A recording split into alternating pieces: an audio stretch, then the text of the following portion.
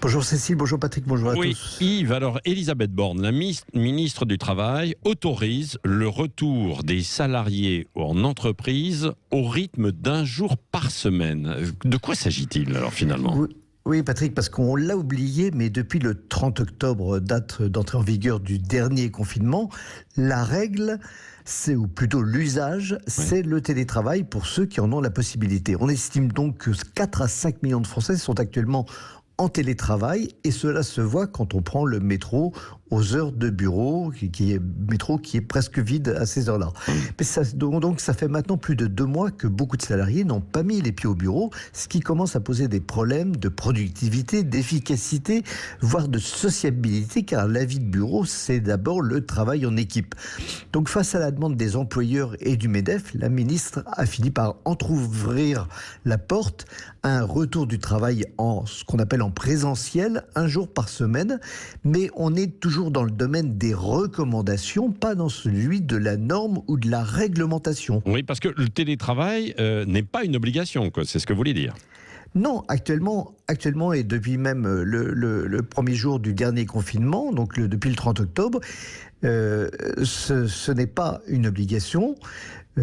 Et même en période de confinement, on était autorisé à aller travailler au bureau en cochant la bonne case sur les attestations et en ayant une attestation de l'employeur. Ce qui explique l'importance du télétravail, c'est que dans une entreprise, si un salarié attrape le virus, eh bien c'est le patron qui est responsable sur le plan pénal s'il arrive quelque chose. Même si tout le monde porte un masque, même s'il y a des bouteilles de gel partout, et même si les bureaux sont désinfectés tous les soirs.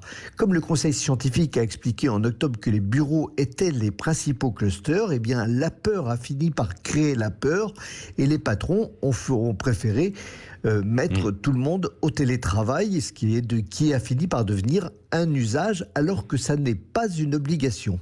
Oui, c'est ça. Et ça va être difficile de faire revenir les salariés au bureau?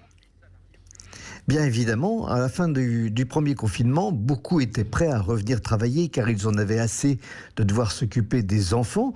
Mais avec le deuxième confinement, les enfants étaient à l'école et beaucoup de salariés ont pris leur aise.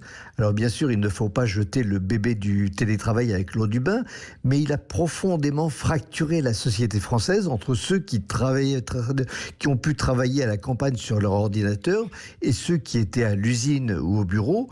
Et alors que la France est à cran après 10 mois de pandémie, il faut tout faire pour éviter à la fois une crise sociale qui couve et une crise sociétale sur ce sujet du télétravail.